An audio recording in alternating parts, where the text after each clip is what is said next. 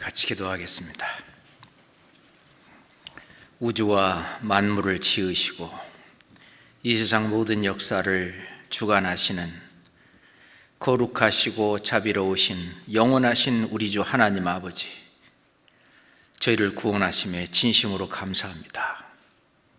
이 마지막 시대에 저희들 어려운 환경 속에서도 복음을 전할 기회를 주시고 형제자매 돌볼 수 있는 시간도 또 말씀도 주심에 더욱 감사합니다. 오늘도 우리 주님의 말씀으로 우리가 함께 걷고 함께 달려가야 될 이 신앙의 길에 우리가 마땅히 알아야 될 교훈들을 얻고자 합니다. 주님, 저희들의 마음을 넓혀 이 말씀을 가슴에 담고 실행할 수 있도록 도와주시옵소서. 예수 그리스도 이름으로 기도드렸습니다. 아멘.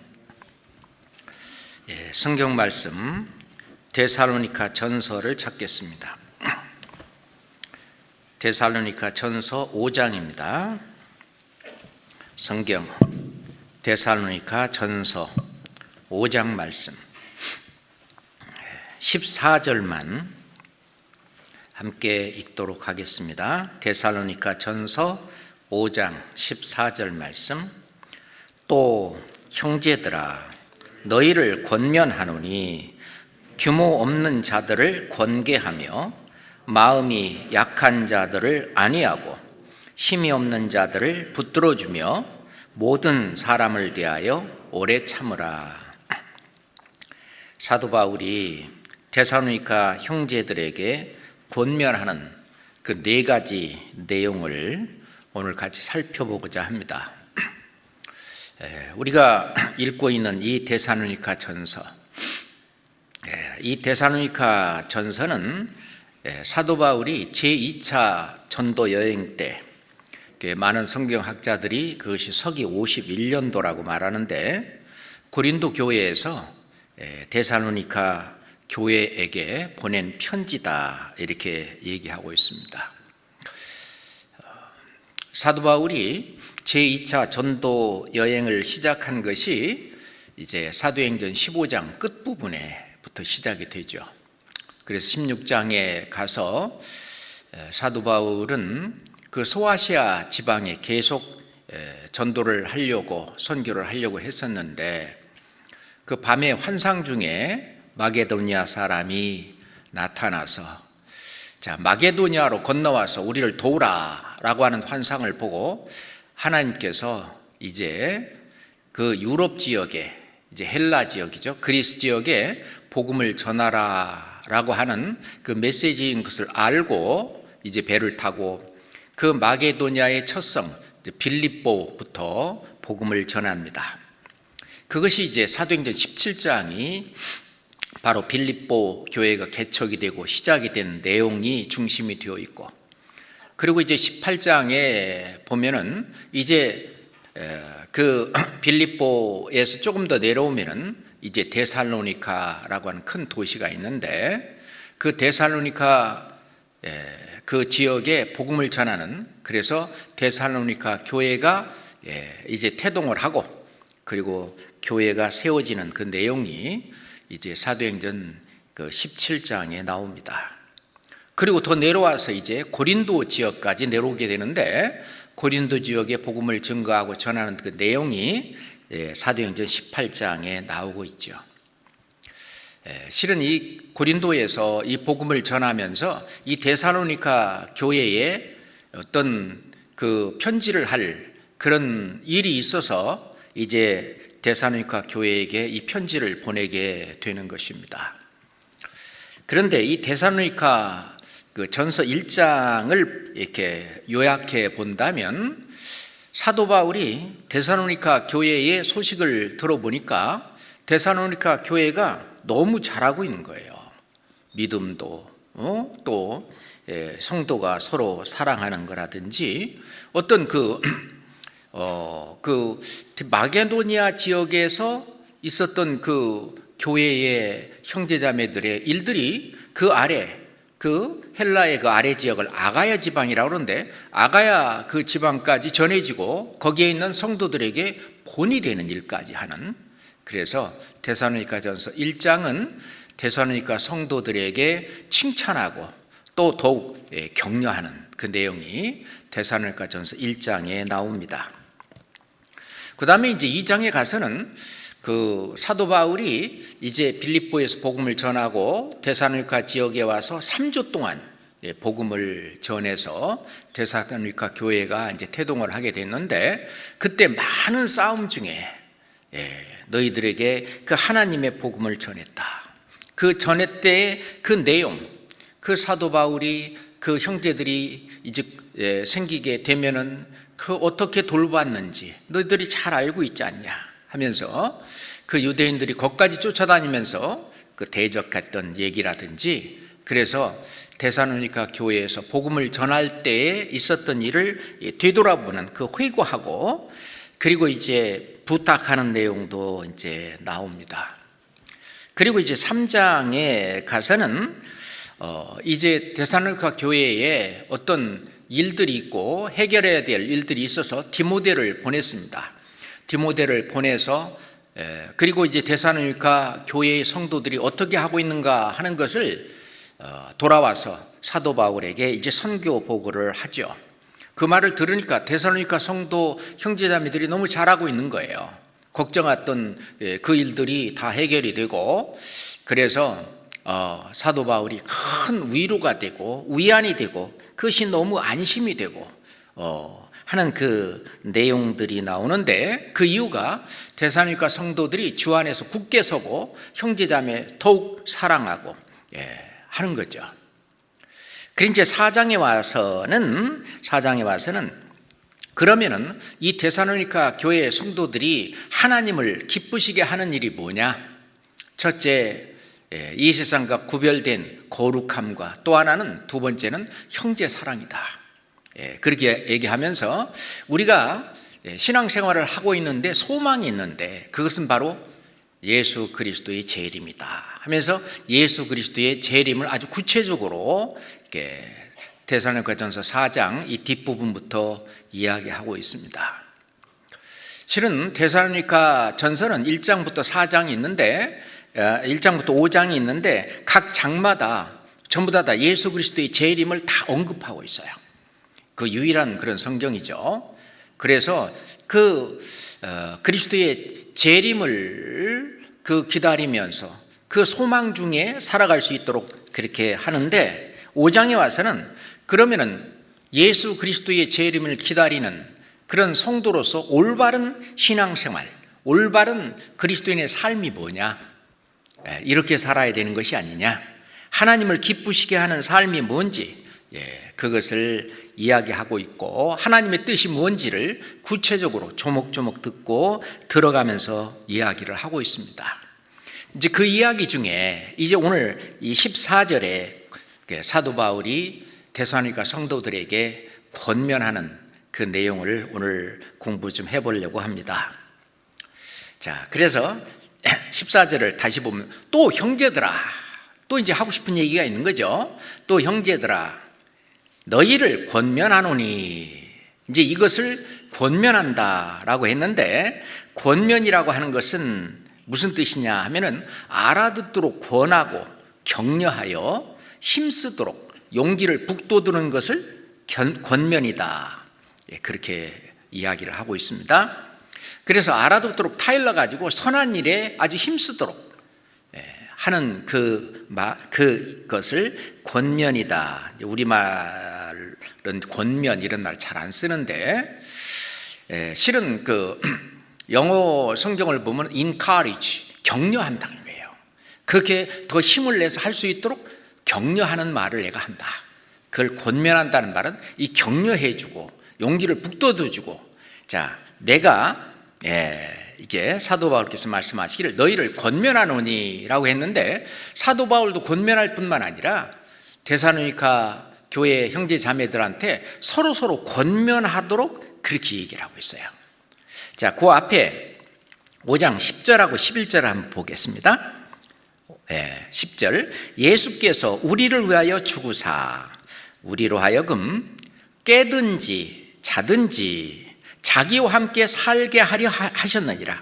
그러므로 피차 권면하고 피차 덕을 세우기를 너희가 하는 것 같이 하라 라고 말씀을 하시는 겁니다. 왜냐하면 우리가 깨든지 자든지, 우리로 하여금 깨든지 자든지, 자, 나를 위해서 죽으셨다가 사신 바로 예수 그리스도와 함께 살게 하려 하셨느니라. 그러므로 피차 권면해라. 피차 용기를 북돋워주고, 피차 격려하고, 또 이렇게 하도록 권해주고, 그렇게 하면서 피차 덕을 세우기를 너희가 하는 것 같이 하라. 왜냐하면 지금까지 그렇게 잘 하고 있는데 계속해서 서로 권면해주고 서로 덕을 세우고 그렇게 하라고 하고 있는데 피차 권면해주라 라고 이야기하고 있습니다. 실제로 우리 신앙생활은 혼자 하기는 어렵습니다. 그래서 우리가 교회라고 하는 것은 무리를 두고 말하는 거죠. 에클레시아라고 하는 것은 빼낸 무리다. 그래서 이 세상 사람들과 같지 않은 어떤 목적을 가지고 같은 마음과 같은 생각과 같은 뜻을 가지고 함께 인생을 걸어가는 그 무리, 그 빼낸 무리, 그 에클레시아, 교회라고 하는데 이게 신앙의 공동체죠. 그래서 We are in the same boat. 우리는 같은 배를 타고 있다. 그렇습니다. 데살로니가 성도들도 이제 천성에 갈 때까지 같은 배를 타고 있지만 지금 현재 우리들도 천성에 가기까지 우리는 같은 배를 타고 있는 신앙 공동체입니다.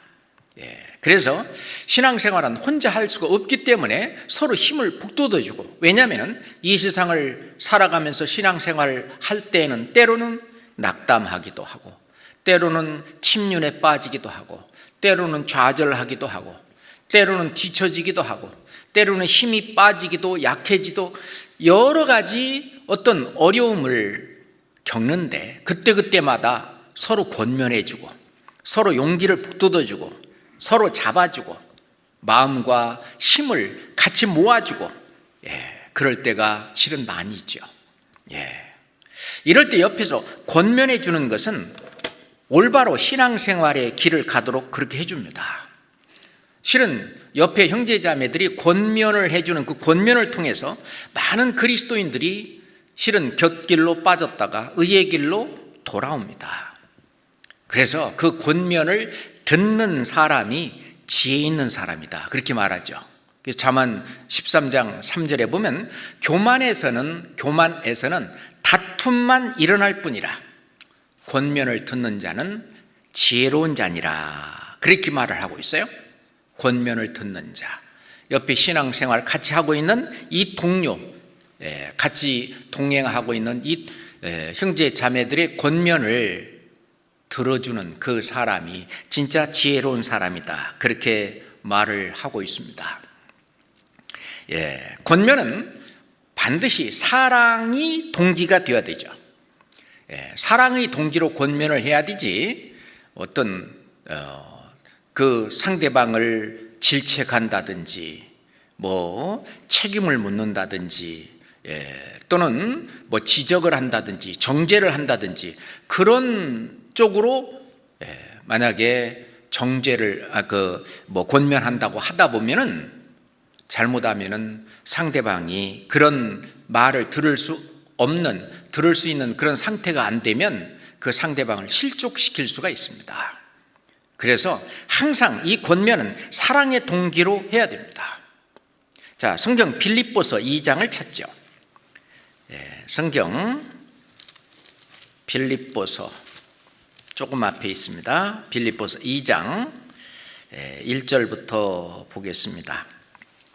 그러므로 그리스도 안에 무슨 권면이나 사랑에 무슨 위로나 성령에 무슨 교제나 긍휼이나 자비가 있거든. 실은 여기서 권면이라든지 위로라든지 교제라든지 긍휼, 자비, 이것은 실은 다 연결되어 있는 거죠. 다 연결되어 있습니다. 하나만 단독으로 있는 것이 아니죠. 그럴 때에 이런 권면을 할 때는 2절에 마음을 같이 하여 같은 사랑을 가지고 뜻을 합하며 한 마음을 품어 무슨 일에든지 다툼이나 허용을 하지 말고 오직 겸손한 마음으로 각각 자기보다 남을 낮게 여기고 15입니다. 각각 자기 일을 돌아볼 뿐더러 또한 각각 다른 사람들의 일을 돌아보아 나의 기쁨을 충만케 하라 라고 얘기를 하고 있습니다. 여기서 같은 사랑을 가지고 마음을 같이 해야 된다. 실은 신앙이 성장해서 더 앞서가는 분이 있고 그리고 또 이제 겨우겨우 따라가는 사람이 있을 수 있죠. 그러면은 신앙이 앞서가는 사람이 어떤 힘들게 신앙생활하고 있는 그런 사람을 권면할 때는 그 밑으로 내려와야 됩니다. 그래야 같은 마음이 돼요. 지금 이렇게 권면해 주는 사람이 신앙 상태가 이 정도고 그리고 권면을 받는 사람이 신앙이 여기 마음이 이렇다면은 왜 너는 나와 똑같은 마음이 안 돼? 이게 안 되거든요. 그럼 같은 마음을 품으려면은 같은 사랑 뜻을 같이 하고 그러려면은 이 밑으로 내려와야 돼요. 그래서 눈높이 교육이다라고 초등학생들한테 그런 얘기 있잖아요. 그러려면은 같은 그 사랑을 가지고 같은 마음을 하려면은 내려와줘야 돼요. 그건 중요합니다. 실제로 그렇게 안 하고 너는 너대로 나는 나대로 그렇게 우리가 그냥 각자 알아서 신앙생활을 하도록 그렇게 하나님은 말씀하지 않은 그 이유가 우리는 한 몸이기 때문에 같이 움직이기 때문에 그렇습니다. 우리가 팔이 움직일 때 손바닥도 그리고 손가락도 같이 움직이고 또는 모든 몸의 지체가 같이 움직이는 거예요. 하다못해 기침 한번 하더라도 온몸이 흔들려요. 그런 식으로 온몸이 전부 연결되어 있기 때문에 우리는 같은 마음, 같은 사랑, 같은 뜻을 가지려면 내려앉아야 된다는 것이죠. 미국의 한 잡지에서 할머니 한 분이 이런 광고를 냈다고 합니다. 저에게 전화를 걸어주는 사람에게 제가 $10를 드리겠습니다. 참 얼마나 찾아오는 사람이 없고 얼마나 전화를 걸어주는 사람이 없으면 그런 광고를 냈겠습니까? 너무 외로워서 아마 이런 광고를 냈는 것 같습니다. 자, 이것이 바로 우리 현대를 살고 있는 사람들의 어떤 현대인의 고독한 모습이라고 볼 수 있습니다. 현대인들은 주위에 그 사람이 없어서 고독한 것이 아니라 많은 사람들 가운데 공감할 수 있는 진정한 이웃이 없기 때문에 고독을 느낍니다. 우리 인간, 사람은요, 실은 동물은 아니지만 그 동물을 구분을 할 때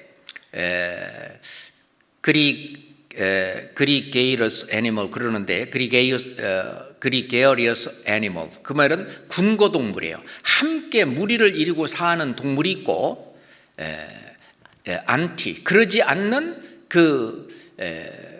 혼자 그냥 개별적으로 살아가는 동물이 있어요.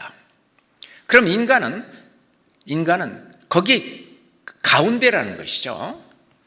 그러니까 혼자 있을 때는 같이 있고 싶고 또 여럿이 같이 있을 때는 혼자 있고 싶고 그게 이제 세미 그리게이리어스 애니멀 그러는데 이게 뭐냐면은 그 중간 그러니까 군거도 원하고 혼자 있기도 원하는 그런 존재가 바로 사람입니다. 그래서 이 사람은 실은 군중 속에 있는 거지만은 실은 어떤 공동체를 이루고 살아간다고 하는 겁니다. 우리는 교회라고 하는 신앙 공동체를 가지고 있어요. 이거는 인생을 살아가는데 아주 유익한 그리고 내가 소속되어 있는 어떤 신앙의 공동체가 있다고 하는 것은 정말 큰 행복입니다.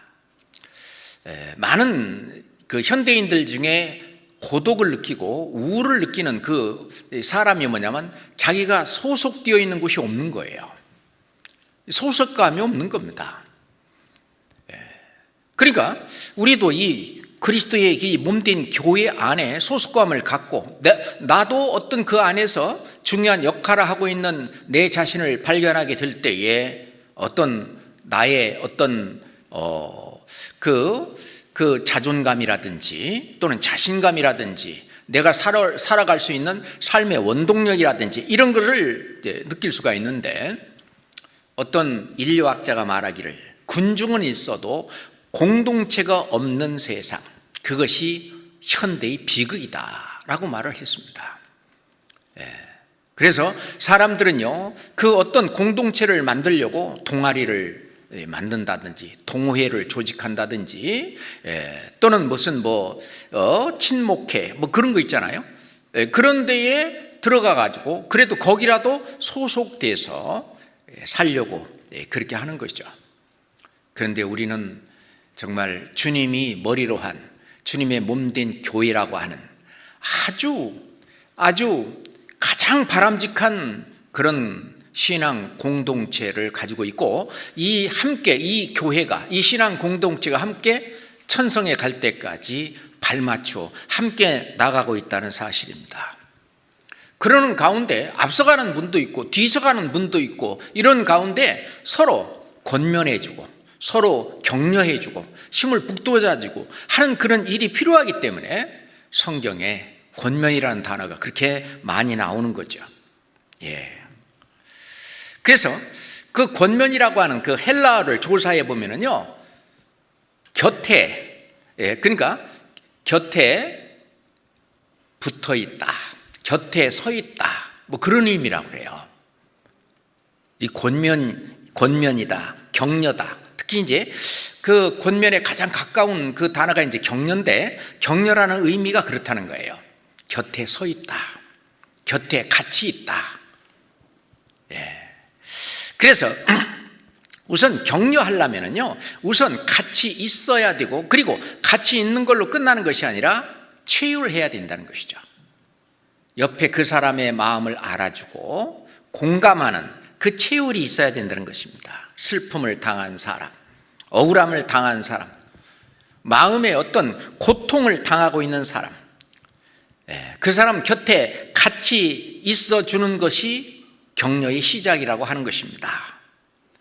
그 거창한 말을 해야 격려가 되는 것은 아니라는 거죠. 옆에 같이 있어주는 것만으로도 우선 격려가 시작이 되고, 그래서 그런데 이제 그 고통당하고 있고 어떤 힘들어하고 있는 그 사람한테 가서 공연히 그 고통의 의미를 해석해 주려고 하지는 말라는 거죠. 그러면서 이것 때문에 그래, 저것 때문에 그래.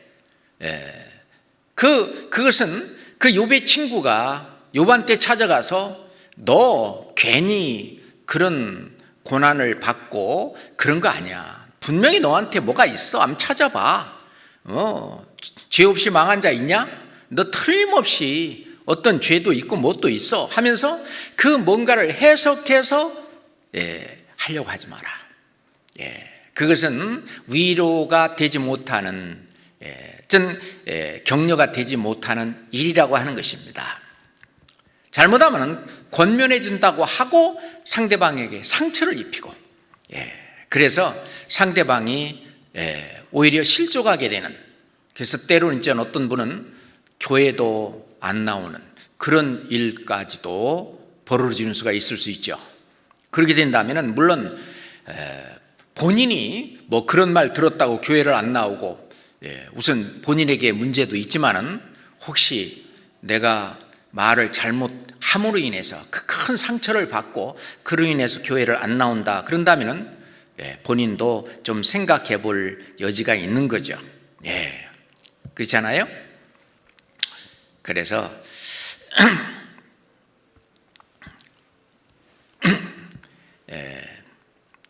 우리가 그것을 한번 생각해 볼 필요가 있습니다.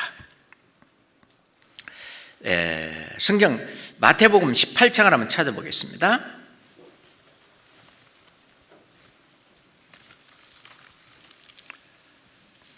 마태복음 18장입니다. 6절부터 7절까지입니다. 마태복음 18장 6절부터 7절까지입니다.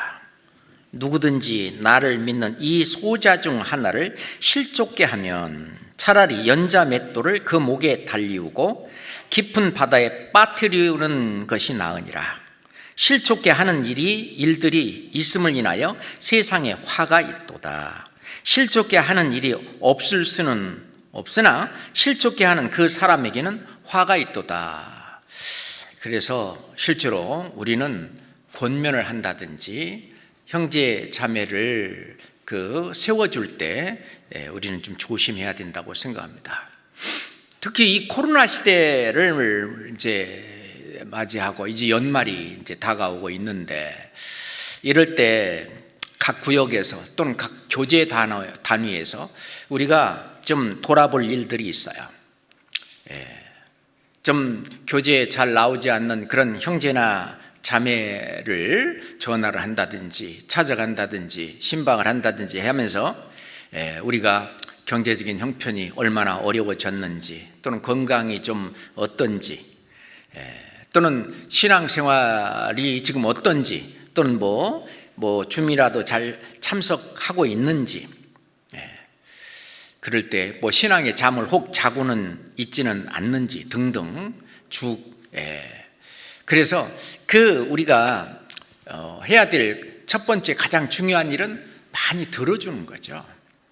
들어줘서 참 힘들었겠다고, 아이고 정말 어렵게 지내셨네요, 우리도 모르는 사이에 그런 참 어려운 일이 있었다니요 하면서 그 마음을 어루만져주고 위로해주고, 그런 것이 우선 권면하는 첫 번째 일이라고 봅니다. 자, 그럴 때 우리가 권면하는 방법은 첫 번째, 그 공감, 이게 옆에 같이 있어주고, 두 번째 이제 중요한 것이 체휼이죠. 공감하는 겁니다. 그래서 히브리서 4장 15절에 보면 우리 예수님도 우리의 연약함을 체휼하지 아니하는 자가 아니요 그랬어요. 다시 말해서 이건 이중부정은 강한 긍정인데요. 자, 우리에게 있는 대제사장 예수님은 우리의 연약함을 체휼하시는 분이다. 공감해 주시는 분이다.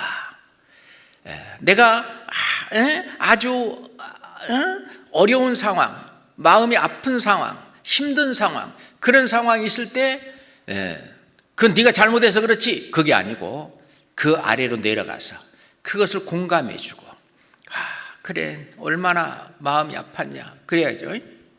예를 들어서 엄마가 아이를 데리고 가는데 야 뛰지 마 그런데 그냥 아이들은요 2m만 뛰면 뜁니다. 벌써 뭐 3발자국 이상만 뛰면 뛰잖아요. 그 이제 되게 이제 잡고 가는데 뿌리치고 그냥 엄마 앞에서 막 뛰어가다가 돌뿌리에 넘어졌습니다. 그래갖고 무릎이 깨져서 피가 나요. 아프다고 울어요. 그럴 때 엄마가 자식 그거 봐, 엄마가 뛰지 말라니까 뛰어서 그랬지 잘했다 이놈이. 그렇게 되면은 아이에게 조금도 위로가 되거나 위안이 되거나 안 되잖아요. 그렇게 했더라도 호호 쎄쎄 하면서 아프겠다, 어디 보자 하면서 그 아이의 마음으로 했을 때 아이가 눈물을 흘리면서 그 엄마와 같은 마음으로 그럴 거 아니에요. 뛰지 말걸 엄마가 그렇게 말했을 때 그렇게 본인이 이렇게 마음을 같이 하고 변해지잖아요. 그게 체휼이라고 하는 것입니다. 체휼이라고 하는 말이 공감이라는 말이고 sympathy라고 하는 건데, 우리가 어떤 신방에 갔을 때 어떤 형제나 자매가 어떤 말씀대로 안 하거나 어떤 올바른 신앙생활대로 안 해서 어떤 어려운 일을 당하고, 쉽게 말하면 징계를 당하고 그러면은요, 얘기 들어보, 이 징계구만 이거. 그러면은 또 상처가 될 수 있잖아요. 그러니까 그런 말은 쉽게 써서는 안 되죠. 그래서 그 그 사람 마음 아래로 내려가서 치유하는 게 중요합니다. 자, 베드로전서 3장을 보겠습니다. 베드로전서 3장. 베드로전서 3장 8절 말씀 보겠습니다. 베드로전서 3장 8절 말씀. 마지막으로 말하노니 너희가 다 마음을 같이하여 체휼하며 형제를 사랑하며 불쌍히 여기며 겸손하며 악을 악으로 욕을 욕으로 갚지 말고 도리어 복을 빌라. 이를 위하여 너희가 부르심을 입었으니 이는 복을 유업으로 받게 하려 하심이니라. 베드로 사도는 이제 베드로전서 그 편지를 쭉 쓰면서 이제 내가 마지막으로 말하노니 너희가 다 마음을 같이하여 체휼하며 형제를 사랑하며 불쌍히 여기며 겸손하며, 이게 전부 다 마음을 같이하는 것이나 체휼하는 것이나 형제를 사랑한다는 거나 불쌍히 여기며 겸손한다는 것이나 복을 비는 이 모든 것은 연결되어 있습니다. 자, 여기 베드로 사도는 말씀하시는 이를 위하여 너희가 부르심을 입었다. 이렇게 하라고 너희는 구원받고 주님의 몸된 교회에 부르심을 받은 거다. 그렇죠? 만약에 왼손이 잘못했다고 오른손이 가갖고 계속 왼손을 때리고, 우리는 그렇게 안 하잖아요. 그 왼손이 어디 피가 나고 아프면은 오른손이 가서 그것을 이렇게 감싸주고 이렇게 하는 것처럼 너희도 이를 위해서 다른 형제 자매들의 아픔을 감싸주고 체휼해주고 공감해주고 사랑하고 불쌍히 여기는 이를 위하여 너희가 부르심을 받은 것이다. 그것을 정죄하라고 부르심을 받은 것이 아니다. 그런 얘기죠. 그래서 이것은 이는 복을 유업으로 받게 하려 하심이라. 그렇습니다. 그 복은 주님 앞에 갔을 때 이제 상급으로 채워 주실 것입니다. 로마서 12장을 한번 봅시다. 거기는 더 구체적으로 나와 있죠. 로마서 12장입니다. 로마서 12장 15절부터 로마서 12장 15절부터 16절입니다. 15절. 즐거워하는 자들로 함께 즐거워하고 우는 자들로 함께 울라. 서로 마음을 같이하며 높은 데 마음을 두지 말고 도리어 낮은 데 처하며 스스로 지혜 있는 채 말라. 즐거워하는 자들로 즐거워하고 우는 자들로 함께 울라. 이게 공감이잖아요. 이게 체휼이잖아요. 서로 마음을 같이하여 높은 데 마음을 두지 말고, 마음을 같이 하려면 마음을 더 낮춰야 됩니다. 상대방만큼이나 같이 마음을 낮춰가지고 낮은 채 처하라. 스스로 지혜 있는 채 하지 마라. 더 신령한 채, 더 많이 아는 채, 자기가 신앙이 더 많이 성장한 채 그 하지 마라 그 말이에요. 그 체휼이라고 하는 것은 그 아래로 내려가는, 그것이 우선 첫 번째입니다. 그렇게 내려와서 이제 어떻게 해야 되냐? 이제 손을 잡고 함께 가야 됩니다. 잡아줘야 돼요. 성경 히브리서 12장입니다. 히브리서 12장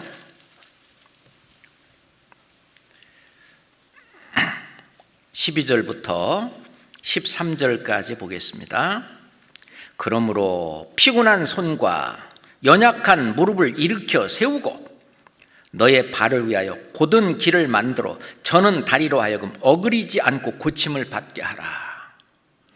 우리가 징계로 어려운 일을 당했을 때, 이제 어떤 하나님의 징계로 인하여 어떤 고난과 환난과 어떤 어려움에 직면하게 될 겁니다. 그럴 때 손과 그리고 무릎과 발과 그리고 다리, 이것을 고침을 받을 수 있도록 옆에서 같이 부추겨주고 같이 일으켜 세워줘야 됩니다. 그래서 신앙을 이렇게 세워주는 그 일, 그 친구가 진짜 친구죠. 그 스페인어로 마니또라는 단어가 있어요. 마니또라는 게 뭐냐? 비밀 친구입니다. 그래서 저 상대방은 모르는데 내가 몰래 선물도 해주고, 올바로 제대로 뭘 할 수 있도록 보이지 않게 도와주는, 어떤 사람은 수호천사라고도 얘기를 하는데, 마니또. 저에게도 옛날 저의 마니또가 있었습니다. 그래서 어떻게든지 신앙을 잡아주려고 여러 가지 카톡도 보내고 또 어떤 동영상도 보내주고 그렇게 하는데 처음에는 잘 그것도 보고 답도 보내고 그렇게 하다가 요즘 들어서는 이제 제가 보낸 그 카톡 문자도 보지도 않아요. 보면은 아직도 1이라고 계속 있어서 그거 볼 때마다 마음이 아파요. 기도 가운데 언젠가는 시간을 내서 그 친구한테 가야 되겠다, 그런 생각을 하는데, 마니또. 각자 내가 내 위치에서 잡아줄 수 있는 나의 마니또가 있는 것이, 그것이 정말 주님 앞에 올바른 일이 아닌가.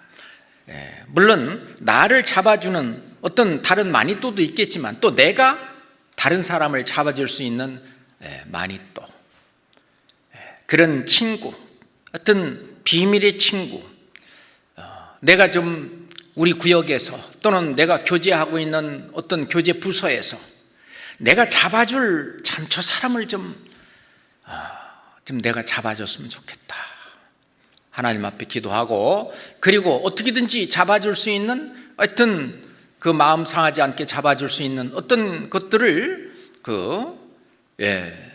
좀 연구하고 뭐해서 그 신앙을 올바로 세우는데, 손과 무릎과 발과 다리 완전히 신앙으로 올바로 설 수 있도록 세워주는 그것이 실은 우리가 권면이다, 그 말입니다. 권면은 가서 말을 하는 것도 그 권면의 중에 하나가 들어가겠지만은, 우선 곁에 있어주고 그리고 치유를 해주고, 그 다음에 그 자리에서 일으켜 세워서 함께 이 신앙의 길을 함께 걸어가는 그런 일을 하는 것이 이제 권면이죠. 그렇게 권면을 하는 목적이 뭐냐? 골로새서 1장 28절에 사도 바울은 말씀하시기를, 우리가 그를 전파하여 각 사람을 권하고 모든 지혜로 각 사람을 가르치면 그리스도 안에서 완전한 자로 세우려 함이니 라고 말씀하시는데, 신은 우리가 다른 사람을 권면하는 그 이유는 뭐냐? 그리스도 안에서 완전한 자로, 온전한 자로 세우고자 하는 것이 목적입니다. 그렇죠? 자, 그러려면은 첫 번째, 그 그리스도 안에서 완전한 자로 세우도록, 세우려면 그 사람이 죄의 유혹을 이길 수 있도록 도와줘야 합니다. 그죠? 성경 히브리서 3장 13절 봅시다. 히브리서 3장 13절 말씀입니다. 히브리서 3장 13절 말씀 함께 읽을까요? 오직 오늘이라 일컫는 동안에 매일 피차 권면하여 너희 중에 누구든지 죄의 유혹으로 강팍해 됨을 면하라. 매일 피차 권면하여, 그죠? 권면해서 너희 중에 누구든지 죄의 유혹으로 강팍해 됨을 면하라.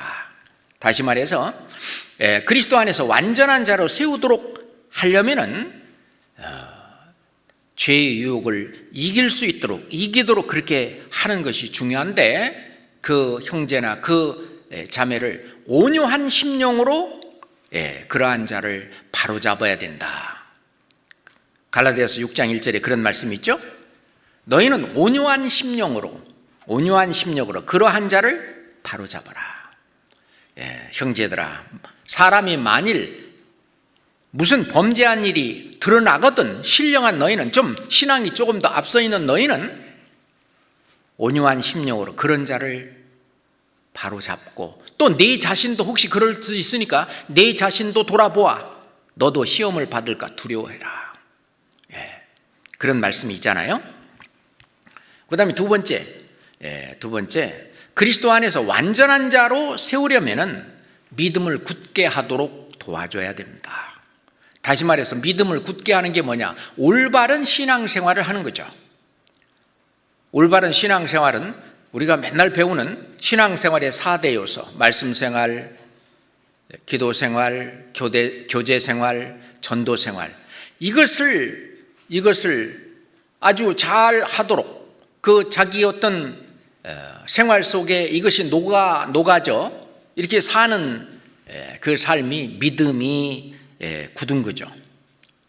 그렇죠? 믿음을 굳게 하는 겁니다. 믿음은 그냥 내가 믿는다고 하는 마음속에 있는 것으로만 끝나는 것이 아니라 그 믿음이 밖으로 드러나서 행동으로 같이 연결돼 나가는 그것이 믿음이 굳게 됐다, 그렇게 얘기하는 거죠. 그래서 사도행전 14장에 보면은요, 제자들의 마음을 굳게 하여 이 믿음에 거하라 권하고, 권면을 하는데, 권하는데 이 믿음에 거하라. 다시 말해서 이 신앙생활의 4대 요소, 말기 교전의 그 삶 속에 거하라고, 그게 믿음에 거하는 거고, 그것을 아주 열심히 하는 것을 믿음이 굳게 됐다, 그런 얘기입니다. 그래서 이 실라와 유다, 그도 선지자라고 하면서 여러 말로 형제들을 권면하여 이 믿음을 굳게 하고, 올바로 신앙생활을 해나갈 수 있도록. 그 다음에 세 번째로, 그리스도 안에서 완전한 자로 세우려면요, 복음에 합당하게 생활하도록 도와줘야 됩니다. 복음에 합당한 생활을 하도록 도와주는 일이 중요하죠. 그렇습니다. 데살로니가 전서, 아까 우리 데살로니가 전서를 공부하고 있는데, 데살로니가 전서 2장 11절 12절 보겠습니다. 데살로니가 전서 2장 11절 12절입니다. 너희도 아는 바와 같이 우리가 너희 각 사람에게 아비가 자녀에게 하듯 권면하고 위로하고 경계하노니, 이는 너희를 부르사 자기 나라와 영광에 이르게 하시는 하나님께 합당히 행하게 하려 함이라. 자, 너희도 아는 바와 같이 우리가 너희 각 사람에게 아비가 자녀에게 하듯 권면하고, 권면이죠. 아버지가 자녀에게 권면할 때 아주 사랑으로 말이죠, 이렇게 그 권면하고 위로하고 그렇게 경계하는데, 결국은 뭐냐? 하나님께 합당히 행하는 것이 복음에 합당하게 생활하는 거잖아요. 복음에 합당하게. 그래, 빌립보서 2장 27절에는 오직 너희는 그리스도 복음에 합당하게 생활하라, 그렇게 얘기하겠죠. 그 일심으로 서서 한 뜻으로 복음의 신앙을 위하여 협력해라, 그렇죠. 복음에 합당하게 생활하는 그 삶을 살 수 있도록 도와주는 그 일이 이제 체율하고 이제 일으켜 세워서 함께 가는 길이죠. 그리고 그러기 위해서는 정말 중요한 것이 이 그리스도의 몸된 교회 안에 늘 붙어 있어야 되는 건데, 우리가 잘 아는 히브리서 10장 25절에 모이기를 패하는 어떤 이들의 습관과 같이 하지 말고 너희는 모이기를 힘쓰라고 하는데, 오직 권하여 그날이 가까움을 볼수록 더욱 그리하자. 자, 그래서 함께 모여서 신앙 공동체로서 한 교회로 같이 천성에 갈 때까지 함께 동행하는 그 일을 할 수 있도록 같이 권해서 모이기를 힘쓰도록, 그게 이제 죽게 붙어 있는 건데, 그게 교제하는 거죠. 자, 사도행전 11장 23절을 보겠습니다. 사도행전 11장.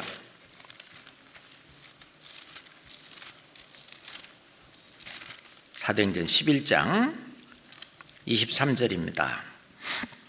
저가 이르러 하나님의 은혜를 보고 기뻐하여 모든 사람으로 굳은 마음으로 주께 붙어 있으라 구원하니. 굳은 마음으로 주께 붙어 있어라. 자, 우리는 이제 머리를 붙들어야 되는 그런 각 지체들인데, 머리를 붙들고 있는 것이 뭐냐? 이 손가락은 손바닥에 붙어 있는, 이 손에 붙어 있는 것이 머리에 붙어 있는 거잖아요. 주님의 몸된 교회 안에 붙어 있는 것이 주께 붙어 있는 거예요. 이 말씀대로 굳은 마음으로, 이게 이제 이 마음을 아예 정해야 됩니다. 굳은 마음으로 주께 붙어 있어라 권하니. 그렇게 권면하는 거죠. 우리가 피차 권면할 때 우리도 이것을 권면해야 됩니다. 그렇잖아요. 그래서 오늘 말씀, 또 형제들아 너희를 권면하노니 라고 했는데, 권면하는 그 내용은 아까 지금까지 5가지 제가 말씀드린 것은 이제 권면하는 방법을 얘기한 거고, 권면하는 내용이 뭐냐? 여기 지금 사도 바울은 4가지를 얘기하고 있어요. 첫 번째, 규모 없는 자들을 권계해라. 두 번째, 마음이 약한 자들을 안위해라. 세 번째, 힘이 없는 자들을 붙들어주라. 네 번째, 모든 사람을 대하여 오래 참으라. 이 4가지를 권면하는 내용으로 기록하고 있습니다. 자, 데살로니가 전서 5장 14절로 다시 돌아오죠. 데살로니가 전서 5장 14절입니다. 한번 다시 읽어볼까요? 또 형제들아 너희를 권면하노니 규모 없는 자들을 권계하며 마음이 약한 자들을 안위하고 힘이 없는 자들을 붙들어주며 모든 사람을 대하여 오래 참으라.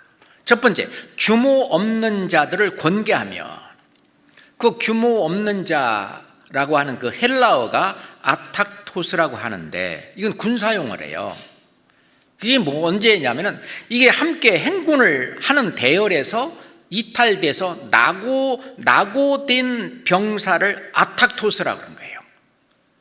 그러니까 아탁토스라고 하는 것은 뭐냐면 함께 행군하고 나아가는 곳에서 이탈되어 있는 병사, 그게 규모 없는 자다. 다시 말해서 이 신앙 공동체가 함께 천성까지 가는 이 대열 속에서 이탈해 갖고 낙오에 있는 그 사람이 규모 없는 자다. 그렇게 설명을 하고 있더라고요. 그들이 대열에서 벗어나는 것은 어떤 건강의 문제가 아니라 어떤 규율에 대한 반항과 또는 게으름과 어떤 불만과 그런 것 때문에 이제 이탈한다는 거죠. 이탈해서 낙오한다는 겁니다. 그런 사람들은 그 구약 성경에 보면은 그 아말렉에 완전히 그냥 그 공격을 받아갖고 죽임을 당하거나 다 뺏기거나 뭐 이렇게 그 하는 내용이 이제 구약 성경에도 나오잖아요. 자, 그런데 일반적으로는요, 이 사회 규율에, 일반적인 사회 규율에 불복하는 사람을 아탁토스, 규모 없는 자다, 이렇게 얘기하기도 한답니다. 교회에서는 뭐냐? 교회에 정해진 어떤 질서와 규율을 깨트려 가지고 혼란스럽게 하는 사람, 이 사람을 뜻한다라고 이제 그 해설하는 곳에 이렇게 찾아보면 그렇게 나와요. 그래서 이 규모 없는 자들을 권계하라 하는 내용은 교회에 정해진 질서와 또는 규율이 있는데 그것을 깨트려서 혼란스럽게 해서 이 교회 안에 어떤 크고 작은 문제를 일으키는 그 사람들을 규모 없는 자다. 우선 그런 사람은 권계해라, 그렇게 얘기합니다. 그 데살로니가 이 교회에도 이러한 규모 없는 그런 성도들이 소수 있었던 것으로 보입니다. 이런 자들에 대해서 교회는 그냥 묵인해서는 안 된다는 거죠.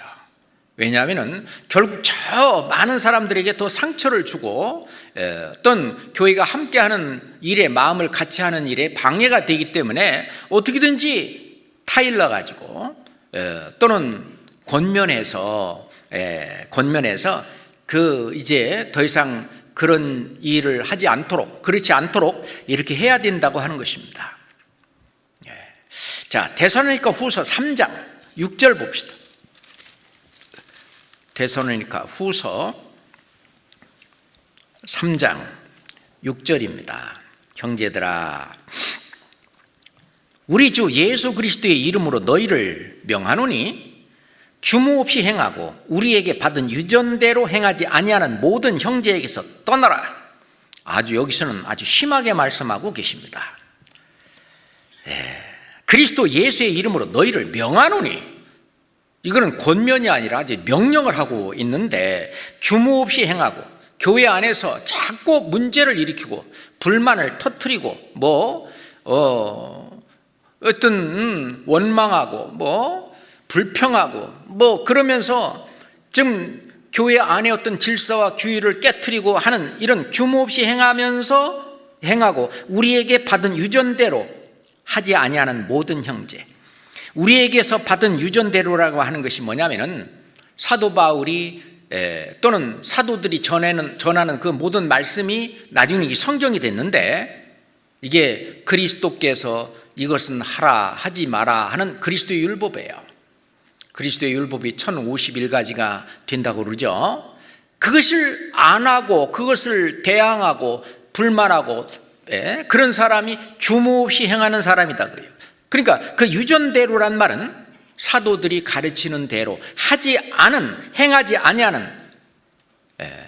아니할 뿐만 아니라 그것을 원망하고 불만하고 그것을 따르는 자기 어떤 추종자를 만들고, 그래서 교회를 이간시키고, 그런 사람들, 그게 규모 없이 행하는 것이다.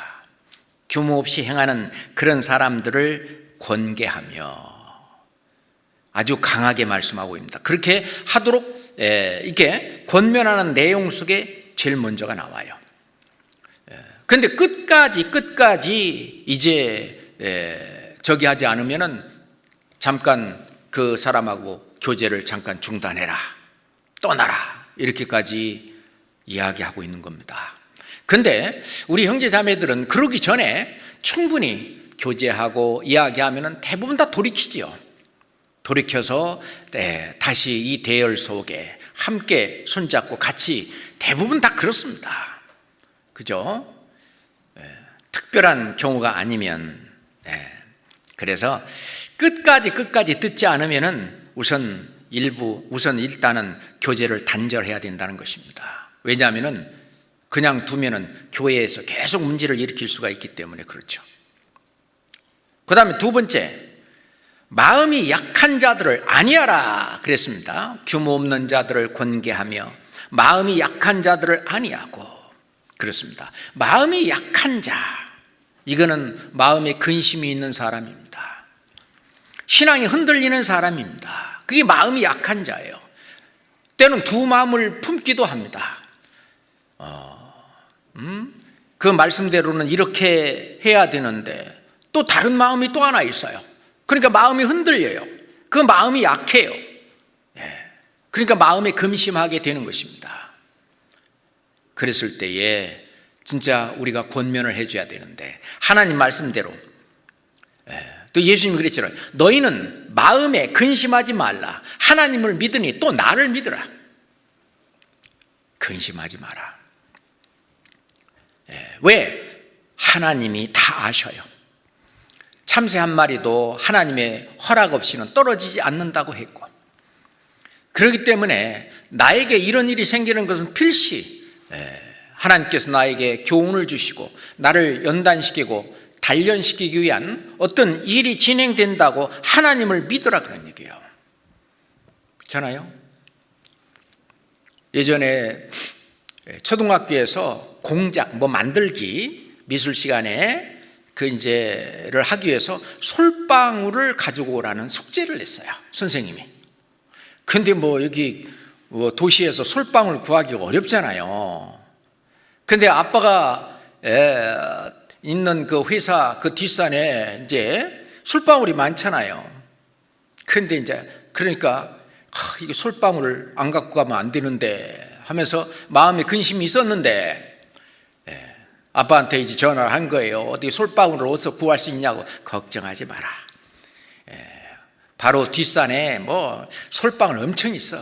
그냥 그 검은 그 비닐봉지에다가 하나 따다 주워다 줄 테니까 걱정하지 마라. 자, 나를 믿으라고요. 왜? 내가 그거 갖다 줄 수 있으니까.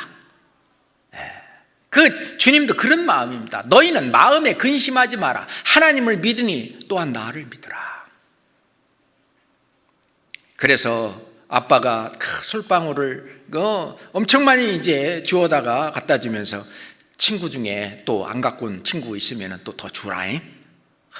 그러니 아빠를 믿으니까 이제 마음의 근심이 사라지잖아요. 자, 그런 것처럼 이제 마음이 근심이 있는 사람, 두 마음이 있는 사람, 마음이 힘든 사람, 우리가 이 말씀대로, 예수님의 말씀대로, 자, 주님을 믿어라. 하나님을 믿으니 또한 예수님을 믿고, 그렇잖아요. 예수님은 요한복음 14장에 내가 너에게 평안을 끼치노니 곧 나의 평안을 너에게 주노라. 내가 너에게 주는 평안은 이 세상이 주는 평안과 같지 아니하리라. 너희는 마음에 근심하지도 말고 두려워하지도 마라. 평안하라, 평강해라, 걱정하지 말아라. 그래서 너의 모든 염려를 다 주께 맡겨 버리라. 그 마음 약한 자들에게 하나님 말씀이 있습니다. 하여튼 간에 그런 마음이 약한 자들을 잡아주라는 거예요. 그래서 그 마음을 안위해주고 위로해주고 이제 그런 게 필요합니다. 우리가 특히 이제 함께 신앙생활을 하던 형제 자매들이 이 교회에 잘 안 나오고 그 어떤 신앙생활에서 뒤처지고 그러면은 그 마음에 근심이 되기도 하잖아요. 그런데 다른 형제자매들이 이제 만나고 와서 그 형제 신앙 회복이 되고 이제 교제도 잘 나고 그러면 이제 위로가 되잖아요. 실은 데살로니가 그 형제 자매들의 어떤 문제로 그 사도 바울도 이 마음에 근심이 있었어요. 그래서 이제 그 고린도 교회에 있으면서 디모데를 보냈던 거죠. 디모데가 이제 데살로니가 교회에 가서 교제도 하고 말씀도 전해주고 뭐하고 하면서 그 모든 문제가 풀리고 아주 잘 된 것을 와서 듣고 나서 큰 위로를 받습니다. 자, 데살로니가 전서 한번 봅시다. 데살로니가 전서 3장. 데살로니가 전서 3장입니다. 6절로 7절까지. 자, 지금은 디모데가 너희에게로부터 와서 너희 믿음과 사랑의 기쁜 소식을 우리에게 전하고 또 너희가 항상 우리를 잘 생각하여 우리가 너희를 간절히 보고자 함과 같이 너희도 우리를 간절히 보고자 한다 하니 이러므로 형제들아 우리가 모든 궁핍과 환난 가운데에서 너의 믿음으로 말미암아 너희에게 위로를 받았노라. 그 데살로니가 그 성도들이 궁핍 그리고 또 이제 환난 그런 가운데에서도 너의 믿음으로 말미암아 그럼에도 불구하고 굳건히 믿음을 굳게 살아가는 그것을 알게 됐을 때 너희에게 위로를 받았느니라. 그것도 위로가 되잖아요. 응? 실제로 전 세계에 그 교회의 형제 자매들을 보면은요 잘 사는 사람들은 거의 없어요. 별로 없어요. 대부분 다 이렇게 궁핍하고 환난 중에 많이 있습니다. 그런데 그렇기 때문에 이 세상에 소망을 걸지 않고 오로지 주님께 소망을 두고 이제 그동안 아주 세상을 원망하고 그렇게 살았던 이런 형제자매들이 이제 천국의 소망을 두고 주님이 말씀하신 대로 먹을 것과 입을 것이 있은 줄 족한 줄 알라. 그래서 그들이 이렇게 집에 가보면 있잖아요. 못 사는 집에 가보면은 그들이 갈아입을 옷이 없어요. 그들이 입는 옷 있잖아요. 그거 더러우면 그냥 빨아서 그 다음날 입고, 그거 다 떨어지면 다른 거 이게. 그리고 뭐 조금 괜찮으면 몇 벌 정도 갈아입을 옷이 몇 벌 정도. 그러니까 주님이 말씀하신 대로 그냥 입을 것이 그러면 족한 거예요. 카메룬만 가보더라도요, 그들은 보통 두 끼 식사를 합니다. 두 끼를 먹어요. 왜? 세 끼 먹을 양식이 부족하기 때문에 두 끼 먹는 것이 그냥 습관화됐던 것입니다. 실제로 그래도 그들은 먹을 것이 있다, 그것만 해도. 그래서 먹을 것과 입을 것이 있은 줄 족한 줄 알라. 자기의 어떤 삶의 기준을 거기다 딱 두고, 천국 소망, 내가 이 세상 이제 앞으로 살아봐야 뭐 몇십 년 살겠냐, 하루하루 이렇게 살 수 있으니까 살면서 내가 또 세상적으로도 열심히 일하고, 그래서 내 가족들 먹고 살고, 그리고 이 복음을 전해서 한 사람이라도 더 천국에 들어갈 수 있도록 하기 위해서 정말 열심히 복음을 전합니다. 그래서 목사님이 말씀하시기를 아프리카에 오로지 희망이 있다면 바로 이 복음뿐입니다. 물론 뭐 잘 사는 사람들, 이 사람들은 빼놓고요, 대부분의 못 사는 그 아프리카 사람들이 그들에게 희망과 소망이 있다면 바로 이 복음뿐입니다. 그들이 복음을 듣고 완전히 복음을 깨닫고 천국 소망을 두고 살아갈 때 그들의 없는 그런 어떤 궁핍 속에서, 환난 속에서 그들이 아주 힘차게 살아가는 그 모습, 그 희망은 오로지 복음뿐이라고 얘기를 하는데, 그런 걸 보고 서로가 위로가 되는 거예요. 서로 위안이 되는 거예요. 약했던 마음이 강해져요. 서로가 서로를 피차 권면하고 잡아주는 그런 얘기가 되는 겁니다. 그렇잖아요. 그 사도 바울이 고린도 후서 7장에도 보면은 디도가 옴으로써 우리에게 큰 위로가 됐다. 그래서 형제자매들이 서로 찾아가고 찾아주고 그런 것이 서로 큰 위로가 됩니다. 위안이 되고, 그러면서 힘이 나고 말이죠.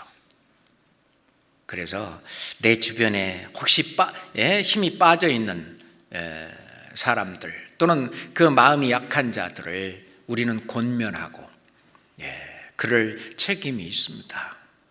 그렇잖아요. 이 온몸은 서로 돌봐줄, 그 서로 돌아보게 했다. 지체들 서로 돌아보게 했다. 그렇잖아요. 그 14절에 세 번째로 힘이 없는 자들을 붙들어주라. 힘이 없는 자들. 이거는 육체적으로, 정신적으로, 또는 사회적으로, 또는 영적으로 힘이 없는 자들. 그렇죠. 실은 이 그리스도인들은 이 세상 속에서 많은 그 관계 속에서 어려움을 겪습니다. 무시하고, 때론 불이익을 당하는 일도 있고, 알게 모르게 힘든 일들 많이 생깁니다. 마음이 여려가지고, 또 이게 그리스도인들은 순진하고 있잖아요. 또 이제 다른 사람의 말을 곧이곧대로 그냥 믿잖아요. 왜냐하면은 자기가 정직하기 때문에 다른 사람이 그렇게 어려운 얘기를 하면은요, 그 속이는 말인지도 모르고 그냥 곧이곧대로 다 듣고 많은 손해도 당하고 약한 거죠. 그래서 나중에 그 당하고 나서 나중에 참 힘이 쭉 빠지고, 그런 약한 자들. 뿐만 아니라 이 마귀의 유혹에 넘어가기도 쉽습니다. 그렇게 그런 존재들인데 서로가 서로를 붙잡아 주라는 겁니다. 힘이 없는 자들을 붙들어주며, 그 힘이 없어서요 이게 쓰러지는 거예요. 다리도 무릎도 발도 손도, 그래갖고 주저앉고 쓰러질 때 붙들어 일으켜 세우라는 겁니다. 우리 몸의 각 지체들이 해야 될 그런 일이라고 말할 수 있습니다. 그를 할 때 비판하지 말라는 거예요. 자, 성경 로마서 14장입니다. 로마서 14장 1절 2절입니다. 로마서 14장 1절 2절입니다. 믿음이 연약한 자를 너희가 받되 그의 의심하는 바를 비판하지 말라. 네가 그러니까 그렇지, 네가 그래서 그래. 이 하나님 말씀을 가지고 있잖아요. 다른 사람을 비판하고 판단하는 거 하나님이 금하시는 거 아시죠? 부부가 싸움을 하는데 남편이, 아니 성경에 남편에게 순종 안 되면 복종이라도 하라고 그랬는데 당신 지금 복종하는 거야? 라고 이야기를 한다면 이거는 마귀가 하는 거예요. 성경 말씀을 이용해서 상대방을 정죄하고 지금 지적하고 판단하는 겁니다. 아내는 말하기를, 남편들아 아내 사랑하기를 그리스도께서 교회를 사랑하시고 위하여 자신을 주신같이 하라, 그렇게 했는데 당신 나 지금 그렇게 나 사랑하는 거야? 그렇게 만약 아내가 남편에게 이야기한다면 그거는 남편을 성경 말씀의 그 칼을 가지고 휘두르는 거예요. 정죄하는 거예요. 그 말씀은 남편에게 준 말씀이고 또 아내들에게는 아내에게만 준 말씀이에요. 그걸 가지고 정죄하고 비판하고 판단하라고 한 것이 아니죠. 우리가 그거는 정말 조심해야 됩니다. 그 믿음이 연약한 자를 너희가 받아, 그대로 받아야 되는데 믿음이 연약한 그분을 자꾸 지적하고 정죄하고 하다 보면은요 더 침륜에 빠지고 더 침체하고 오히려 더 큰 상처기 속에 더 건드려 나가지고 더 큰 상처를 입고 나 누구 보기 싫어서 나 교회 안 나가, 이런 말까지도 나올 수도 있는 거죠. 그러지 말고 믿음이 연약한 자를 너희가 그대로 받아라. 그 상태 있는 그대로 받으라 거예요. 하나님께서 그리스도께서 우리를 그대로 받은 것처럼 우리도 그대로 믿음이 연약한 자를 너희가 받되 그의 의심하는 바를 비판하지 마라. 왜냐하면 어떤 사람은 모든 것을 먹을 만한 믿음이 있지만 어떤 사람은 어떤 믿음이 연약한 자는 채소를 먹느니라. 그거를 소화하지 못하는 우리 형제자매도 있고 또 단단한 식물을 먹을 수 있는 그런 형제자매도 있고 있다는 거예요. 자, 15장 1절 봅시다. 15장 1절입니다. 함께 읽을까요? 우리 강한 자가 마땅히 연약한 자의 약점을 담당하고 자기를 기쁘게 하지 아니할 것이라. 어떻게 해야 되냐?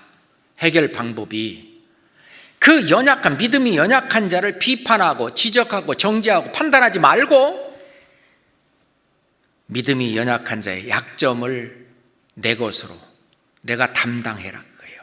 내가 감당하라는 것입니다.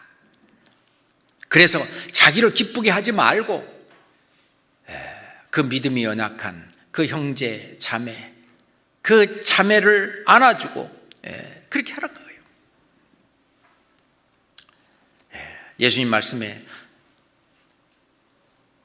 이제 심판대 앞에 갔을 때 내가 줄일 때 너희가 먹을 걸 주었었다.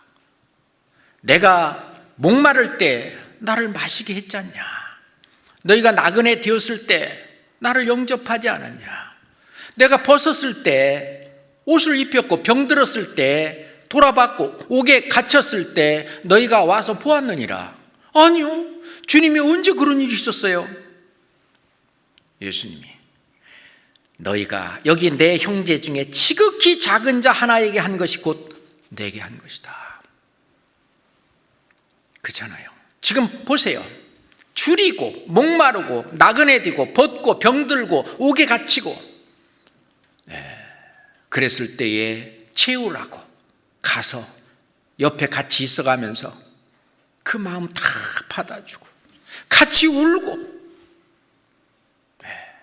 그래서 그 연약한 손, 저는 다리, 그 아픈 팔, 무릎, 그걸 붙잡아주고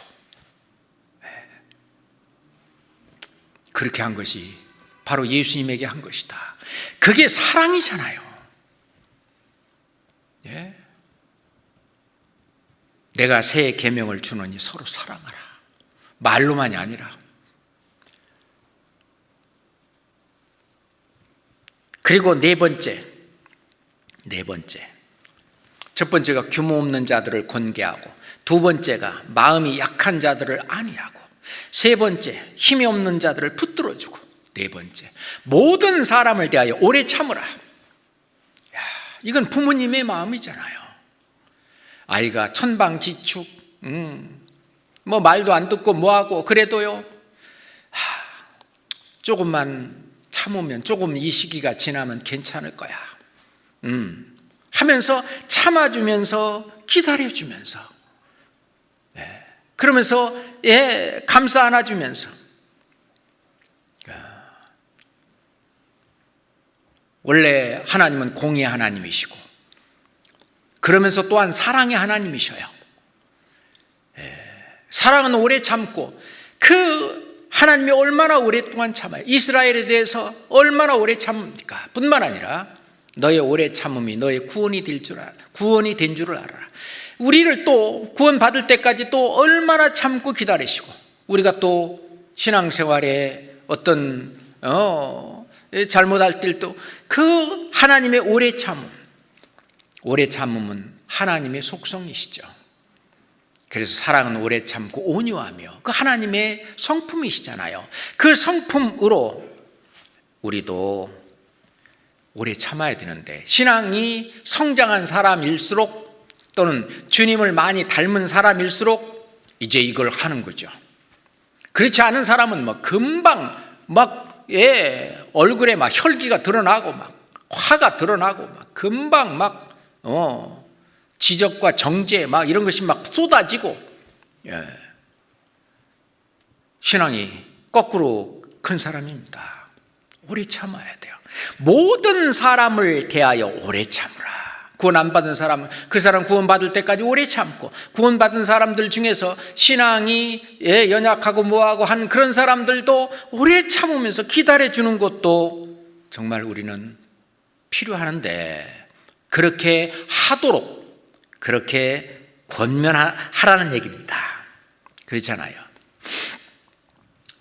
옛날 이조 시대에 어떤 친구가 과거에 이제 급제해서 이제 벼슬을 받아갖고 이제 부임하는 친구에게 찾아가갖고 한 친구가 이제 당부의 말을 하는 겁니다.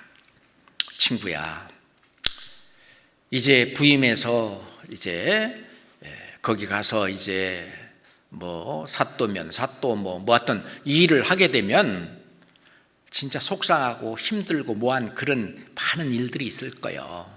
그래도 무슨 일이 있어도 참아야 해. 그러니까 알았네, 알았어. 그러니까 꼭 참아야 된다. 너 꼭 참아야 돼. 고맙네. 그 이제 임지로 출발하려고 하니까 쫓아와서 자존심이 상해도 참아야 되네. 그러니까 친구 화를 내면서 알았다고 하지 않았어? 그러니까 옆에 있는 친구가 자네는 3번도 참지 못했네. 그렇죠. 우리는 그럴 수 있어요. 이 데살로니가 성도들에게 형제들아, 너에게 권면하노니 이 4가지.